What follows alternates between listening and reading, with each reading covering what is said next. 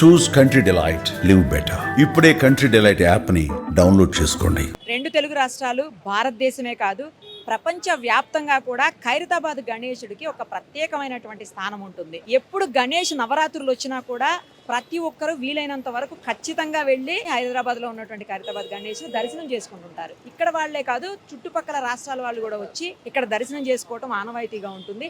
ఈ సంవత్సరం అంటే ప్రతి సంవత్సరం కూడా వీళ్ళు ఒక థీమ్ని తీసుకొని ఆ గణేష్ని తయారు చేస్తూ ఉంటారు. ఈ సంవత్సరం కూడా మనం చూడొచ్చు, శ్రీ విశ్వశాంతి మహాశక్తి గణపతిని తయారు చేశారు. దాంతోపాటు ఏంటంటే ఎప్పుడు ప్రతి ఏడాది కూడా స్వామివారికి ఇరువైపులా ఏదో ఒక థీమ్ తీసుకుంటారు. అప్పుడు కూడా ఈసారి ఒకవైపుకి కన్యకాపరమేశ్వరి అమ్మవారిని, ఇంకోవైపు గజ్జల అమ్మవారిని ఇద్దరిని తీసుకుని పెట్టారు. మొత్తం దీనికి సంబంధించినటువంటి డీటెయిల్స్ అన్నీ కూడా నిర్వాహకులను అడిగి తెలుసుకుందాం. రాజకుమార్ అని చెప్పేసి ఆయన నిర్వాహకులు, ఆయన అడిగి తెలుసుకుందాం. అలాగే ₹1,00,00,000 దగ్గర ఖర్చు అవుతుందని అంటున్నారు ఈ సంవత్సరం.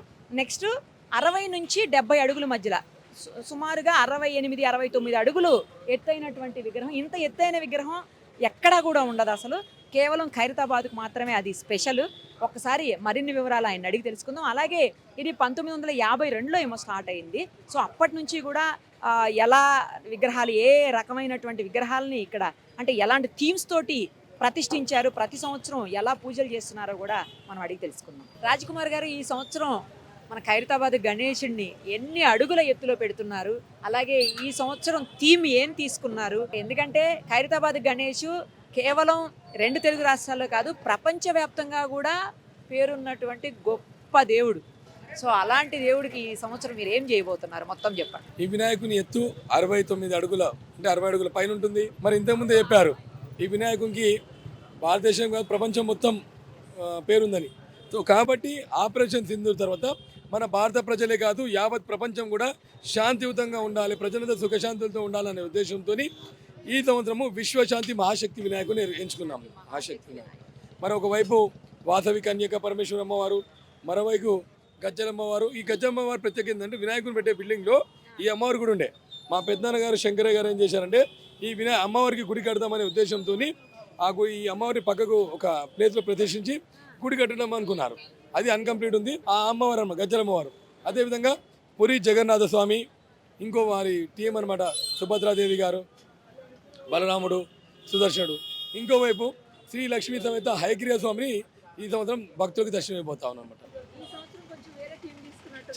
చాలా ఏంటంటే 70 సంవత్సరాలతో గజ్జలమ్మవారు ఖైరతాబాద్లో వచ్చి వెలిచారు. మరి అదేవిధంగా మరి వాసవి కన్యక పరమేశ్వరుడు ఒరిస్సా కూడా వెళ్ళి అందరు చూడలేరు కాబట్టి మనము పురి జగన్నాథుని కూడా ఇక్కడ తీయడం జరిగింది అనమాట. చాలామంది ఆ విగ్రహాలు కూడా చూస్తే చాలా అందంగా రెడీ అయ్యాయి విగ్రహాలు కూడా. ఈ సంవత్సరం దాదాపు ఈ సంవత్సరము 82 రోజుల సమయం పట్టింది. మరొక 2 డేస్లో పెయింట్ అయిపోతుంది. 82 రోజులు సమయం పట్టింది. మరి మనం సండే రోజు కూడా ఆగమన్ అనే కార్యక్రమం చేస్తూ ఉన్నాం. ఎందుకంటే ఖైరతాబాద్లో యువకులు అందరూ లేదు మేము ఆగమన్ చేయాలి అనే టైప్లో అంటూ ఉన్నారు. వారి మాట మన్నించి ఖచ్చితంగా చేయాలి. లాస్ట్ ఇయర్ కూడా చేయబోతా ఉన్నాం అనమాట. లడ్డు ఏంటంటే తావేశం నుంచి మేము లడ్డు కూడా కొన్ని చిన్న లడ్డు వస్తుంది, పెద్ద లడ్డు వస్తే పంచడం కష్టమవుతుంది కాబట్టి మేమే వద్దని చెప్పాము. బట్ చిన్న లడ్డు చాలా వస్తున్నాయి. మనము వచ్చి ఆ లడ్డు కూడా భక్తులకి పంపిణీ చేయాలనేది ఆలోచన. చూడండి, సుమారు 4 నుంచి 5 రాష్ట్రాల ఆర్టిస్టులు వచ్చారు. తెలంగాణ, ఆంధ్రప్రదేశ్, మరి అదేవిధంగా తమిళనాడు సంబంధించిన మూర్తి గారు, ఒరిస్సా సంబంధించిన జోగారావు గారు, మన మెయిన్ శిల్పి మాత్రం రాజేందర్ గారు, దాంతోపాటు సందీప్ రాజ్ గారు, గణేశోత్సవ కమిటీ అధ్యక్షులు మరి దానం నాగేందర్ గారి ఆధ్వర్యంలో అన్ని కార్యక్రమాలు జరగడం జరుగుతుంది అనమాట.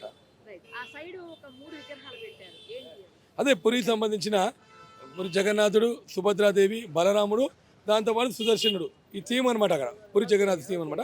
అది ఇంకోవైపు వచ్చేసి ఈ రైట్ సైడ్లో వచ్చి వాసవి కన్యక పరమేశ్వర అమ్మవారు, కాళ్ళ దగ్గర పురి జగన్నాథుడు వచ్చి శ్రీ లక్ష్మీ సమేత హయగ్రీవ స్వామి విష్ణుమూర్తి రూపం ఒక అవతారమైన.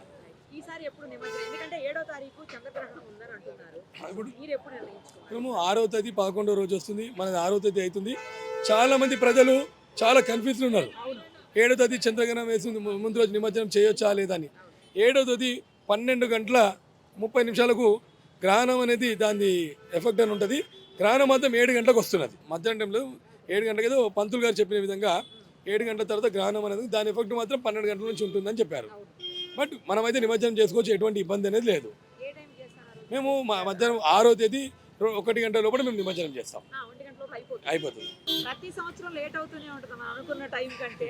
ఎందుకంటే ఎక్కువ మంది భక్తులు రావటం వల్ల చాలా టైం పడుతూ ఉంటుంది ప్రతిసారి కూడా. ఈసారి ఏంటి పరిస్థితి? లేదు, ఎందుకంటే మనం ఇంతకుముందు ఎట్లుంటుందంటే మన వినాయక చవితి నెక్స్ట్ డే మనం వినాయకుని వేస్తుంది. కానీ ఒక 5-6 సంవత్సరాల నుంచి 1 to 2 మధ్యలో మనం వినాయకుని నిమజ్జనం చేస్తూ ఉన్నాం అనమాట. ఎందుకంటే ఈ వినాయకుని అందరూ ఒక పర్టికులర్ టైంలో చూస్తూ ఉన్నారు. ఇంతకుముందు ఎట్లుంటే నిమజ్జనం ఎప్పుడైతే తెలియదు, ఏ పరిస్థితి ఉంది. కానీ ఇప్పుడు మాత్రము ఖచ్చితంగా మధ్యాహ్నం 1 గంటల లోపల నిమజ్జనం చేయాలనేది ఒక ఆలోచన. ఈసారి ఎంత ఖర్చు అయింది? ఇప్పుడాక ₹1 పైన ఖర్చు అయింది. ఇంకా ఉన్నది ఖర్చు గిట్ట ఉన్నది. దీనిలో 70% అనేది ఆర్టిస్టుల కాస్ట్ వెళ్తుంది. చాలా నిపుణమైనటువంటి కాస్ట్. వాళ్ళు ఒక్కరోజు పనిచేస్తే 2 రోజులు పరిచయం కాస్ట్ అవుతుంది అనమాట. మేము వెల్డర్లకు 20 లక్షల రూపాయలు దాకా ఇచ్చాము వెల్డర్లకు. మళ్ళీ తమిళనాడు వాళ్ళకు 15 లక్షలు అవుతుంది. కార్పెంటర్లకు 15 లక్షలు అవుతుంది. వాళ్ళదే మాకు కాస్టింగ్ అనేది పెరుగుతూ ఉందన్నమాట. స్టీల్కి ఒక 20 లక్షల దాకా అయింది. మేజర్గా ఏంటంటే ఈ ₹1 కూడా 80% వీళ్ళకి వెళ్ళిపోతుంది. ఇప్పుడు మనం ఏంటంటే గణేషుని ఎక్కడ కాంప్రమైజ్ కాము. నార్మల్లీ మా నాన్నగారు చేసినప్పుడు ఏంటంటే వినాయకుని పెట్టాడు, వినాయకుని 2 విగ్రహాలు పక్కగా యాడ్ చేశాడు, దాని తర్వాత 2 విగ్రహాలు యాడ్ చేశాడు. ఆయన ఏంటంటే ఆలోచన వినాయకుడు సుందరంగా కనిపించాలి. ఇంకో విషయం ఏంటంటే ఇది ఏదో లీడరు పొలిటికల్ ఏం లేదు. ఇక్కడ వచ్చే భక్తులు ఇచ్చే కట్న కానుకల వల్లే ఇంత సుందరమైన విగ్రహాలు అవుతున్నాయి.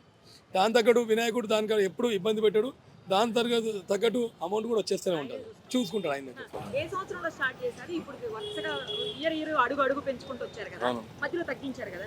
లేదండి, కంటిన్యూ పెరుగుతుంది. 1954లో మొదలుపెట్టిన వినాయకుడు 2014లో 60 అడుగులైంది. వినాయకుడిని షష్ఠి పూర్తి చేసినప్పుడు ఎత్తు తగ్గిస్తామని చెప్పాము. ఎందుకంటే ఎత్తు పెంచితే వెడల్పు పెంచాలి. సో మనకున్న రోడ్ ఫెసిలిటీ లేదు కాబట్టి 60 అడుగుల తర్వాత 2024లో 70 అడుగులు చేశాం.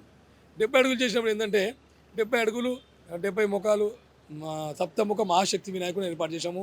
రాహు కేతువు, శివపార్వతుల కళ్యాణము, శ్రీనివాస కళ్యాణము, బాలరాముని లాస్టం ఏర్పాటు చేశాం.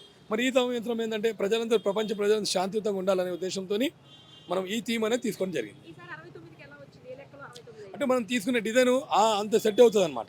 తగ్గించడం అనేది కాదు, కానీ తీసుకునే డిజైన్. అందుకే నేను అన్నాను సుమారు 60 అడుగుల పైన ఉంటుంది అని చెప్పాను అనమాట. 69 కాదు కానీ 69 అవుతుంది. మొత్తానికి అయితే 69 అడుగులు అవుతుంది అనమాట. లేదు, ఇది స్టెబుల్ హైట్ ఉంటుందండి. 60 అడుగుల లోపలే అంతే స్టెబుల్ హైటే ఉంటుంది. 60 అడుగుల పైన ఉంటుంది. స్టేబుల్ ఉంటుంది, మధ్యలో ఉంటుంది అంతే. సుమన్ టీవీలో మీ పర్సనల్ అండ్ బిజినెస్ ప్రమోషన్స్ కోసం కింది నెంబర్కి కాంటాక్ట్ చేయండి.